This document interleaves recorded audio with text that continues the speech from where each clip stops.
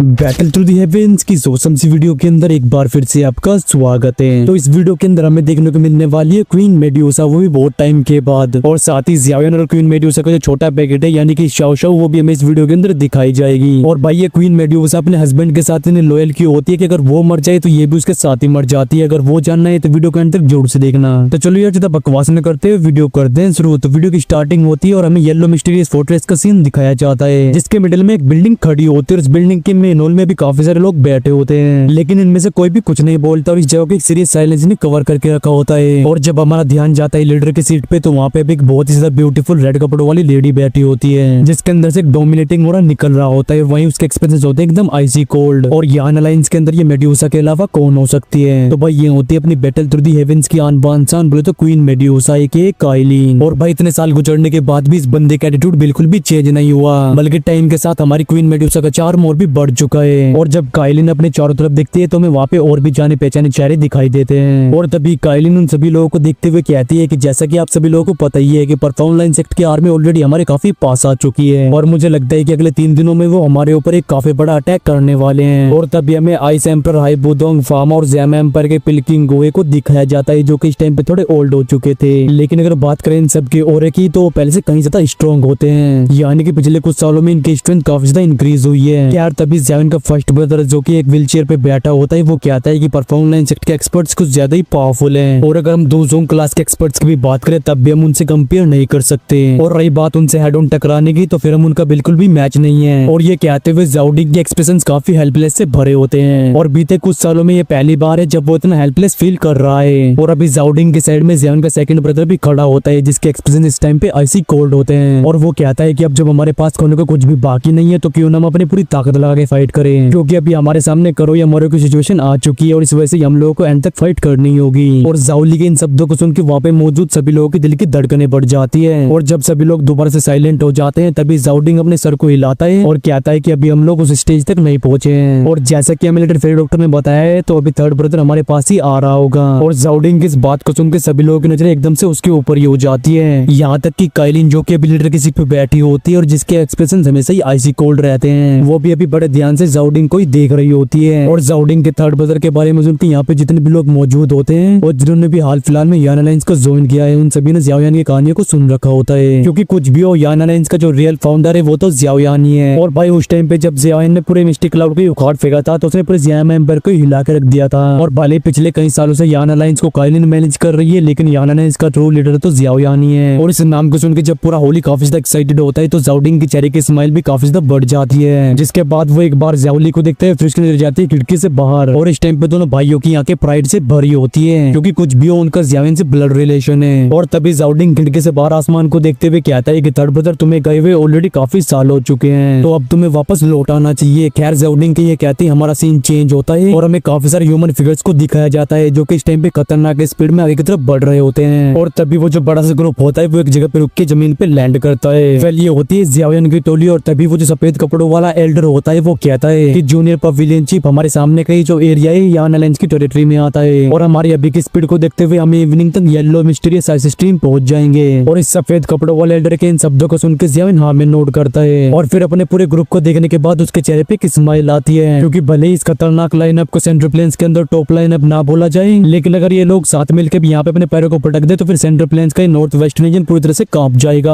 और तभी वो सफेद कपड़ों वाला एल्डर आगे कंटिन्यू करते हुए कहता है कि जैसी इन्फॉर्मेशन हमें मिली है, तो परफॉर्म लाइन सेक्ट और बाकी हॉल ऑफ सोल के लोग जो कि उनकी हेल्प कर रहे हैं, उन सबको मिला दिया जाए, तो फिर दूसरी साइड में भी तकरीबन 30+ पावरफुल दोजन क्लास के एक्सपर्ट्स हैं। और वहीं अगर बात करें यान अलायंस की, तो वो लोग परफॉर्म लाइन सेक्ट से बिल्कुल भी कंपेयर नहीं कर सकते, क्योंकि उनके पास अभी सिर्फ 10 ही पावरफुल दोजन क्लास के एक्सपर्ट्स हैं। तो इस वजह से यान अलायंस अभी भी काफी डिसएडवांटेज में है। और ये सुन के ज़ियाओयान कहता है तो उनके पास भी 30+ दोजन हैं। और ये कहने के बाद ज़ियाओयान एक गहरी सोच में चला जाता है। और भले ये भी परफॉर्म लाइन सेक्ट के पास भी 30+ दोजन हो, लेकिन इन दोजन को सेंट्रल प्लेन्स के दोजन से कंपेयर नहीं किया जा सकता। लेकिन इन्हें हल्के में भी नहीं ले सकते, क्योंकि हॉल ऑफ सोल के पास ऐसे कई मेथड्स हैं जिनकी मदद से वो पावरफुल एक्सपर्ट्स को इकट्ठा कर सकते हैं। और इसी वजह से ज़ियाओयान ये सुन के सरप्राइज नहीं होता कि परफॉर्म लाइन सेक्ट के पास इतने सारे एक्सपर्ट्स हैं। और वहीं अगर बात करें यान अलायंस की, तो उसके अंदर सबसे स्ट्रॉन्गेस्ट काइलिन ही है, क्योंकि जब ज़ियाओयान यान अलायंस को छोड़ के गया था, तब काइलिन की लीड दोजोंग थी, और अब वो एक दोजन क्लास की एक्सपर्ट बन चुकी होगी। और काइलिन के पास 7 कलर हेवन स्वेलिंग पाइथन की ब्लड लाइन भी है, तो ये नेचुरल सी बात है कि उसकी ट्रेनिंग स्पीड बाकी लोगों से काफी ज्यादा होगी। और भले भले ही काइलिन जितनी भी पावरफुल क्यों ना हो, लेकिन एट द एंड वो अकेली है। लेकिन जब जियाविन को ये पता चला था कि याना लाइंस के पास भी 10 स्ट्रॉन्ग दोजून से, तो वो थोड़ा सरप्राइज हो गया था। यार तभी जियाविन उस सफेद कपड़ों वाले एल्डर से पूछता है कि परफॉर्म लाइन सेक्ट के अंदर से कितने एक्सपर्ट्स हैं जिनकी स्ट्रेंथ ऑलरेडी 6 स्टार दोजून से ऊपर पहुंच चुकी है, क्योंकि भाई दोजून क्लास में एक स्टार में बहुत बड़ा गैप होता है। और इसे आप ऐसे समझ सकते हो कि अगर अभी जियाविन जो कि एक 8 स्टार दोजून है, उसके सामने 10 1 स्टार दोजून भी आ जाए, तब भी वो जियाविन को कुछ बिगाड़ नहीं पाएंगे। और जियाविन के इस सवाल को सुन के वो सफेद कपड़ों वाला एल्डर कहता है कि अभी परफॉर्म लाइन सेक्ट के अंदर ऐसे 8 एक्सपर्ट्स हैं जो कि ऑलरेडी 6 स्टार डिवीजन से ऊपर जा चुके हैं, और इनमें से 4 तो ऐसे हैं जो कि 8 स्टार डिवीजन तक पहुंच चुके हैं। और ऊपर से हॉल ऑफ सोल ने यहाँ पे अपने कितने पावरफुल एक्सपर्ट्स को भेजा है उसके बारे में हमें कद्दू कुछ नहीं पता। और ये सुन के जियाविन अपने सर को हिलाते हुए कहता है कि एल्डर साहब आपका बहुत धन्यवाद। और जियाविन के इन शब्दों को सुन के वो एल्डर साहब कहता है कि जूनियर पवेलियन चीफ आपको ऐसे बिहेव करने की जरूरत नहीं है। और ये सुन के जियाविन अपने हाथ को वेव करते हुए कहता है कि अगर ऐसी बात है तो चलो अपनी ट्रैवलिंग को कंटिन्यू किया जाए। और अभी हम लोगों को अपनी ट्रैवलिंग की स्पीड को और भी बढ़ाना होगा, जिससे कि हम लोग जल्द से जल्द येलो मिस्टीरियस आइस स्ट्रीम पहुंच सके। और ये कहने के बाद जियाविन वहां से किसी भूत की तरह एकदम से गायब हो जाता है। और जियाविन को डिसअपीयर होते हुए देख उसकी टोली भी अपनी फुल स्पीड में उसे फॉलो करने लगती है। और फिर हमें वापस येलो मिस्टीरियस फोर्ट्रेस का सीन दिखाया जाता है, जाके आसमान में अभी काफी सारे डार्क ब्लैक क्लाउड्स इकट्ठा हो चुके थे। और तभी वो जो ब्लैक फॉग होती है वो बिखर जाती है। और जैसे ये ब्लैक फॉग हटती है तो वहाँ पे हमें दिखाई देते हैं कई सारे ह्यूमन फिगर्स जो कि इस ब्लैक फॉग के अंदर छुपे हुए थे। अटैक करने इन सभी एक्सपर्ट्स के नंबर्स इतने ज्यादा टेरिफाइंग होते हैं कि दूर से देखने पे ही एक बहुत बड़ा मक्खियों का छत्ता लगता है। और अभी उस बड़े से फोर्ट्रेस के ऊपर याना लाइंस के अनगिनत वॉरियर्स खड़े होते हैं। और जब वो सभी लोग नीचे इकट्ठा हुए दुश्मनों को देखते हैं तो उन सभी के एक्सप्रेशंस काफी ज्यादा सीरियस हो जाते हैं। और पिछले कुछ सालों में जो याना लाइंस इतना एक्सपेंड होता जा रहा है उसे कई बार ऐसी मुसीबतों का सामना करना पड़ा है, लेकिन ये पहली बार है कि जब ये लोग इस हद तक सप्रेस हो चुके हैं कि इन्हें काउंटर अटैक करने में भी इतनी मुश्किल हो रही है। और तभी याना लाइंस के सभी मेंबर्स की नजरें जाते हैं वॉल के मिडिल में खड़ी हुई क्वीन मेड्यूसा के ऊपर, जिसने कि भी एक रेड आर्मर को पहन रखा होता है। और सिचुएशन इतनी डेंजरस होने के बाद भी क्वीन मेड्यूसा के चेहरे पे थोड़ा सा भी डर नहीं दिखाई देता।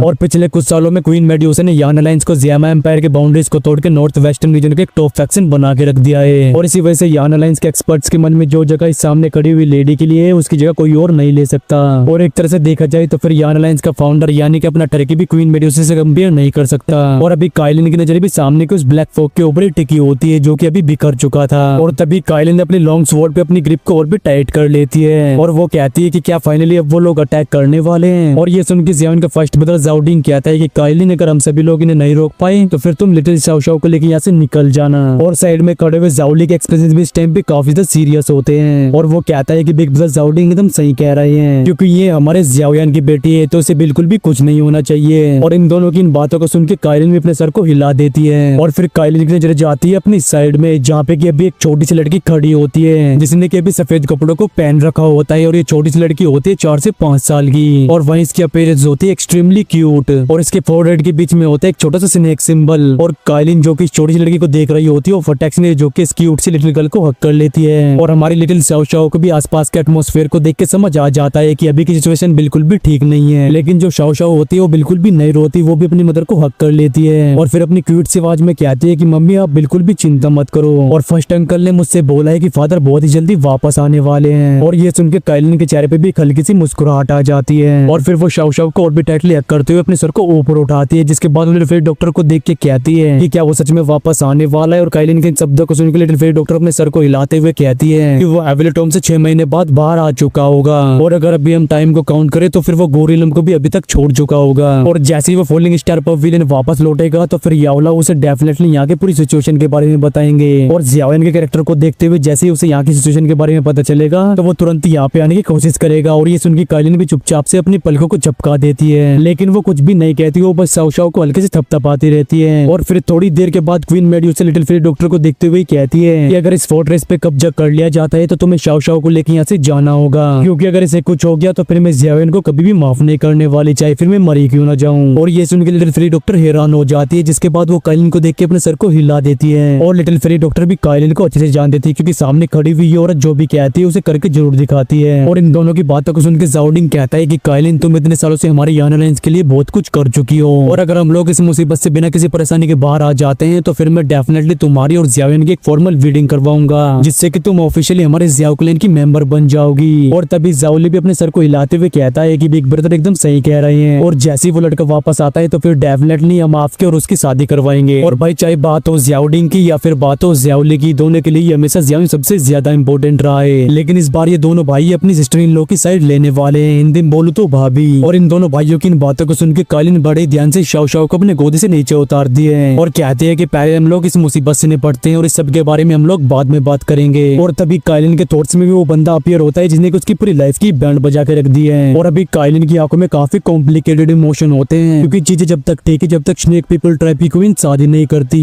लेकिन अगर वो एक बार अपना दिल किसी को दे देती है तो वो हमेशा हमेशा के लिए उसे जुड़ जाती है और एक मेड्यूसा उसके लिए हमेशा लॉयल रहेगी। और अगर किसी भी रीजन की वजह से उसके हस्बैंड की डेथ हो जाती है तो फिर क्वीन मेड्यूसा भी अपने हस्बैंड के साथ ही मर जाएगी, क्योंकि स्नेक पीपल ट्राइब में जो भी मेड्यूसा ब्लड लाइन को पोजेस करता है वो हमेशा से इस ट्रेडिशन को फॉलो करता है। और ये चीज काइलिन को भी बहुत अच्छे से पता होती है, इसी वजह से वो जियाविन को बिल्कुल भी भूल नहीं सकती थी। खैर काफी टाइम गुजरने के बाद भी काइलिन जियाविन के ख्यालों में खोई रहती है और जब काइलिन के दिमाग में सब बातें चल रही होती है तभी सामने के उस ब्लैक फॉग के अंदर से कई सारे बंदे बाहर निकल के आते हैं और वहाँ पे एक एक्सट्रीमली पावरफुल और फैलने लगता है। और तभी हमें आसमान में एक स्ट्रॉन्ग मिडिल एज मैन को दिखाया जाता है और वो जो स्ट्रॉन्ग मिडिल एज मैन होता है वो काइलिन को देख के काफी ज्यादा एक्साइटेड हो जाता है, जिसके बाद वो हंसते हुए कहता है कि मेड्यूसा क्या तुमने अच्छे से सोच लिया है और क्या तुम्हारी यान अलायंस मेरे परफॉर्म लाइन सेक्ट के सामने सरेंडर करने वाली है या फिर मेरा परफॉर्म लाइन सेक्ट तुम्हारी पूरी यान अलायंस को तबाह कर दे। और ये सुन के क्वीन मेड्यूसा कहती है बाढ़ में जख्मी। खैर इसी के साथ हमारा ये वाला पार्ट यहीं पे खत्म होता है। और भाई जैसा कि आप लोगों को पता ही है कि बात जब तक सर के ऊपर नहीं जाती तब तक वो गधा जियाविन एंट्री नहीं मारता। तो भाई इसके नेक्स्ट पार्ट में जियाविन अपनी वाइफ और बेटी को बचाने के लिए आने वाला है। तो इसके नेक्स्ट पार्ट के लिए वीडियो को लाइक करें और अगर आप लोग चैनल बनाए तो चैनल को सब्सक्राइब भी कर सकते हो। और भाई मुझे पता है कि इस वीडियो की एक्सप्लेनेशन कुछ ज्यादा डिटेल में हो गई है, तो देखो यार तुम्हारे भाई ने इसे इसलिए डिटेल में एक्सप्लेन किया है क्योंकि स्टूडियो वाले तो ये सब उड़ाने वाले हैं, क्योंकि वो नहीं चाहते अपने डोंगों में ये सब दिखाना। और भाई रोमांटिक सीन तो भूल ही जाओ, जब वो लोग यूनर के साथ नहीं दिखा रहे हैं तो क्वीन मेड्यूसा के साथ तो क्या ही दिखाएंगे। तो अगर आपको जानना है कि नोवेल के अंदर एक्चुअल में क्या होता है तो चैनल को सब्सक्राइब जरूर से कर लेना, क्योंकि तुम्हारा भाई ये ज़ियामा एम्पायर आर्क एकदम डिटेल में एक्सप्लेन करने वाला है। तो चलो यार इस वीडियो करते हैं यहीं पे एंड और मैं मिलता हूं आपसे नेक्स्ट वीडियो में। Till the take care and bye bye and love you all guys. बोलो महादेव महादेव।